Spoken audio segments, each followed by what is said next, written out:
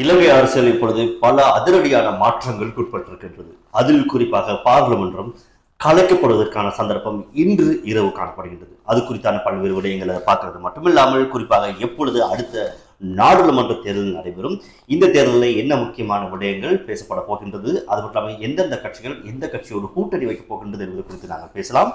அதனைத் தொடர்ந்து இலங்கையில் ஏற்பட்டிருக்கக்கூடிய இந்த ஆட்சி மாற்றமானது மிகப்பெரிய ஒரு உதாரணமாக தமிழகத்தில் மாறி இருக்கின்றது. எனவே தமிழகத்திலும் இப்படியான ஒரு ஆட்சி மாற்றம் தேவை. தமிழகத்தில் இருக்கக்கூடிய பிரதான இரு கட்சிகளையும் ஒதுக்கிவிட்டு மூன்றாவது தரப்புக்கு ஒரு வாய்ப்பை கொடுக்கலாமா என்பதாக தமிழக மக்கள் பேசிக் கொண்டிருக்கின்றார்களாம். அது குறித்தான விடயங்களை பார்க்கலாம். வாருங்கள். இது விஜே தினேஷ் வேலோக். அனைவருக்கும் வணக்கம். குறிப்பாக இலங்கையில ஏற்பட்ட இந்த ஆட்சி மாற்றமானது குறிப்பாக உலகளாவிய பல நாடுகளுக்கு மிகப்பெரிய உதாரணங்களாக மாறியிருக்கின்றன. எனவே அந்த மாற்றத்தினை தொடர்ந்து இப்பொழுது அடுத்ததாக ஜனாதிபதி அன்ருகுமார் திசாநாயக்க அவர்கள் மிக முக்கியமாக 4 அமைச்சுக்களை 4 பேருக்கும் பிரித்தெடுத்துவிட்டு அதற்கு பிறகு நாடாளுமன்றத்தை கலைக்க தயாராகி கொண்டிருக்கின்றார். எனவே அது குறித்தான அந்த வர்த்தமானி இப்பொழுது தயார் நிலையில் இருக்கின்றது. எனவே இன்றைய தினம் பிரதமர் ஹரணி அமரசூரி அவருடைய நியமனத்தினை தொடர்ந்து அதே இடத்தில் லக்ஷ்மண் அவருடைய புதிய பாராளுமன்ற உறுப்பினருடைய அந்த நியமனத்தினை தொடர்ந்து சரியாக பார்த்தீங்களா, கலைக்கப்பட்ட திகதியிலிருந்து 10 நாட்களுக்குள் வேட்பு மனு தாக்கல் செய்யப்பட வேண்டும். அப்படி வேட்புமனு தாக்கல் நிறைவடைந்த அந்த நாளிலிருந்து சரியாக 52 தொடக்கம் 66 நாட்களுக்குள் நாடாளுமன்ற தேர்தல் நடைபெற்று நிறைவடைய வேண்டும். அதன் பிரகாரம் பார்த்தமாக இருந்தால் டிசம்பர் மாத இறுதி பகுதியில் இலங்கையில அடுத்த நாடாளுமன்ற தேர்தல் நடைபெற உள்ளது. எனவே இலங்கையில் இப்பொழுது இது மிக முக்கியமான அரசியல் அதிரடி மாற்றங்களாக நிகழ்ந்து கொண்டிருக்கின்றன.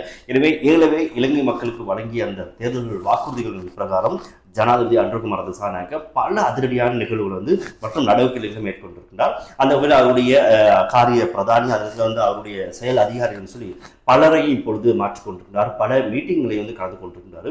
இது எல்லாமே மக்களுக்காக எடுக்கப்பட வேண்டிய தீர்மானங்கள் என்பதாக மட்டுமில்லாமல் மகாநாயக்க தேர்தல்களை நேற்று சந்தித்திருந்தார். இந்த சந்திப்பின் பொழுது பேசப்பட்ட விஷயம் சொல்லி பார்த்தீங்கன்னா இருந்தால் குறிப்பாக மக்களுக்கு சுமையில்லாத ஒரு வாழ்க்கையை ஏற்படுத்தி கொடுங்கள் என்பதாக மகாநாயக்க தேர்தல் கேட்டிருந்தார்கள்.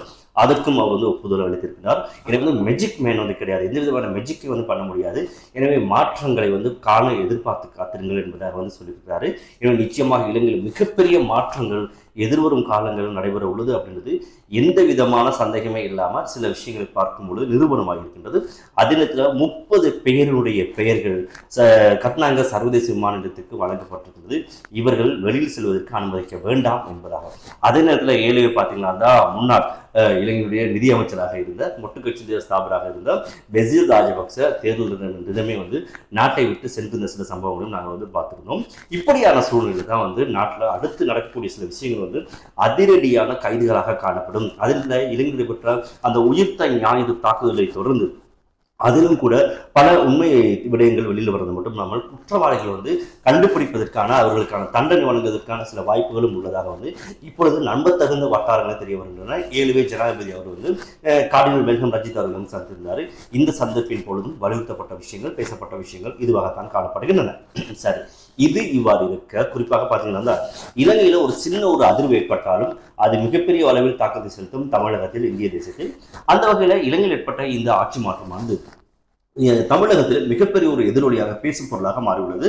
அதிமுக அஇஅதிமுக தான் இப்பொழுது தொடர்ச்சியாக தமிழகத்தை ஆண்டு வருகிறார்கள் மாறி மாறி. எனவே இந்த ஆட்சிக்கு முற்றுப்புள்ளி இட வேண்டும். எனவே எங்கள் நாட்டிலும் இலங்கையை போன்று மிகப்பெரிய ஒரு ஆட்சி மாற்றத்தை உருவாக்குவதற்கு அனைவரும் ஒன்று திரளும் என்பதாக மிகப்பெரிய ஒரு பேசு பொருள் இப்போது தமிழகத்தில் பேசப்பட்டு வருகின்றதாம். எனவே இதுதான் நிறைய சமூக வலைத்தளங்கள் பேசிக் கொண்டிருக்கிறார்கள். நிறைய விடயங்களுக்கு இலங்கையர்கள் உதாரணமாக காணப்படுகிறார்கள். எனவே இந்த உதாரணமானது உண்மையாகவே எங்களுடைய தமிழகத்தில் இடம்பெற்றால் எங்கள் தமிழகம் இந்த ஊழல் வெளிவரது மட்டுமாமல் அதாவது ஊறி போன அந்த பழமைவாத அரசியலிருந்து விடுபட்டு நாங்களும் ஒரு சிறப்பான வாழ்க்கை வாழலாம் என்பதாக இப்பொழுது பேசப்பட்டுக் கொண்டிருக்கிறதாம்.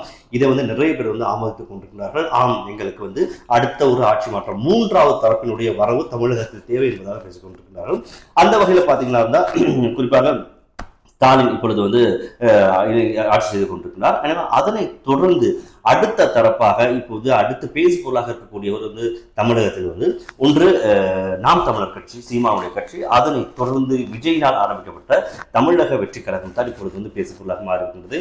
எனவே அடுத்து வரக்கூடிய நாடாளுமன்ற தேர்தலில் மிகப்பெரிய ஒரு மாற்றத்தை தமிழகத்திலும் கொண்டு சேர்க்கும் என்பதில் எந்த விதமான மாற்று கருத்தும் இருக்கிறது. எனவே தமிழக முதல்வராக அடுத்து வரக்கூடிய ஆட்சியில் ஒன்று விஜய், அல்லது சீமானா அல்லது மீண்டும் ஸ்டாலின் அவர்கள் வருவார்களா என்பதை நாங்கள் பொறுத்திருந்து தான் பார்க்க வேண்டும். எது எப்படியோ இலங்கை இந்த விஷயத்தில் மிகப்பெரிய ஒரு மாற்றத்துக்கு வித்திருக்கின்றது என்பதில் எந்த விதமான மாற்று கருத்துமே கிடையாது. எனவே உடனுக்குடன் பல்வேறு தகவல்களை நீங்கள் தெரிந்து கொள்ளுமாக தான் என்னுடைய VGDS vlog என்ற யூடியூப் தளத்தோடு இருந்திருந்தீர்கள். அது மட்டும் இல்லாமல் நிறைய பேருக்கும் என்னுடைய இந்த யூடியூப் தளத்தை நீங்கள் பகிர்ந்து கொள்வதன் மூலமாக இப்படியான பல விடயங்கள் அதிரடியாக நடைபெறக்கூடிய விடயங்கள் அந்த விடயங்கள் மற்றவர்கள் சொல்வதற்கு முன்பாகவே முந்திக் கொண்டு தருவதற்கு நான் தயாராக இருக்கின்றேன். எனவே இன்னும் ஒரு காணொலியில் சந்திக்கலாம். அது வரைக்கும் நன்றி, வணக்கம்.